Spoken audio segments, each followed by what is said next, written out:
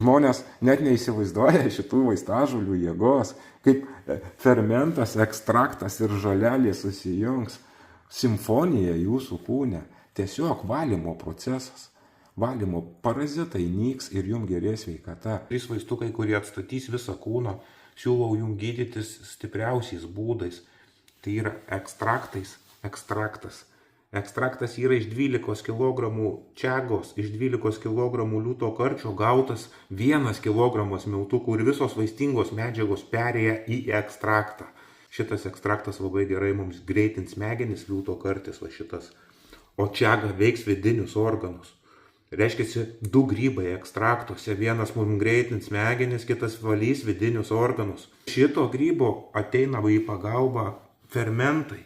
Ekstraktai labai gerai dirba kartu su fermentu. Eina dar iš grybų karalystės išfermentuota poniabodė. Nesenai iškasėm poniabodę. Poniabodė prieš vėžinį. Poniabodė gerai gaus energiją, gerai valys jūsų vidinius organus. Net cistų kiaušinėlius išvarinėja negimusį jaunimą, šluoja. Tiesiog energiją duoda žmonės, sveikatą duoda, prieš onkologiją kovoja. Visus navikus žudo, gerus, blogus. Riebalinius navikus, prostatą gyvina vyram, energiją duoda moterim, atstato mėnesinių ciklus, atstato gimdą, eina stiprus žarnyno skrandžio valymas, gydymas, kaulų sąnarių sveikata, kraujagyslių sveikata, širdies sveikata, poniabodė 100 ligų gydo. Tie grybai pavirtę į ekstraktą ir į fermentą. Išgryninti, suprantat, mes vaistažolės galim visaip išgryninti. Ir ekstraktai, ir fermentai vieni stipriausių būdų išgryninti vaistažolės. Ir į pagalbą ateina mums žolelės. Tai ir pelynas, bitkrėslė, gvazdikėlis, ciberžolė ir pipiras. Pipiras visą mišinį užaštrina. Ciberžolė tampa 20 kartų aitresnė. Tiesiog valys mūsų skrandį, žarnyną, storą žarną, visus parazitų šluos. Žolelių jėga ateina grybams padėti. Ir šitie 3 vaistukai jum atgaivins visą sveikatą ir imunitetą atgaivins, vidinius organus, smegenis, kraujagyslės, kaulus, skrandį, žarnyną, refliuksus visokius gydys, galingos profilaktinės vaistažolės, kur aš skaitau, kad profilaktika reikia visiems. Reikia laukti ligos žmonės, juk bakterija neša mums ligas. Skirtinga bakterija, skirtinga liga. Ir šitie fermentai, šitos tinktūros, šitos žolelės, taigi žudo parazitus, žudo visokius stiliaus parazitus.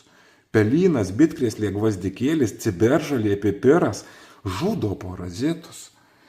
Ekstraktas žudo parazitus, čiaga, surenka toksinus į save, liūto kartis greitina mums smegenis.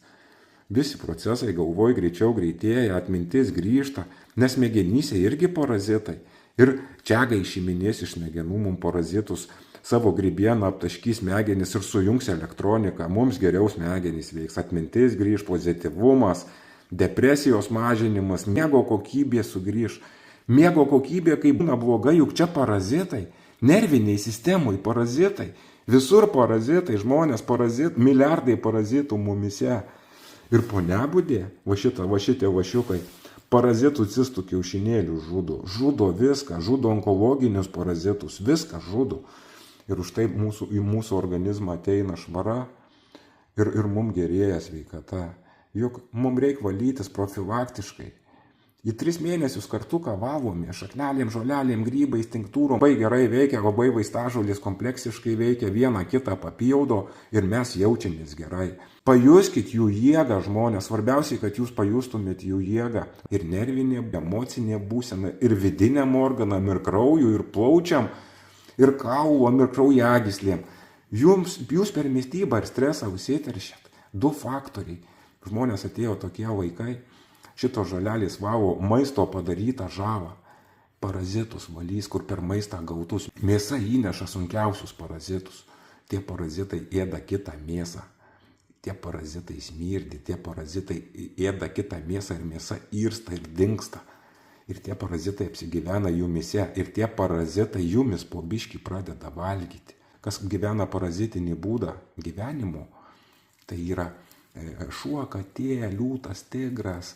Kas valgo kitą mėsą, jie gyvena nuo 10 iki 15 tik metų, nes juos suėda parazitai iš vidaus. Yra mėsoje tiek parazitų skirtingų žmonės, kurie tie parazitai nebijo kaitros ir nebijo šalčio. Ir jūs, kai verdat arba kepat mėsą, jūs gaunat kartu tos parazitus. Ir mano žolelės, šaknelės, grybai, tinktūros, samanos valys tos parazitus. Nepamirškit, valykitės organizmo ir būkit sveiki.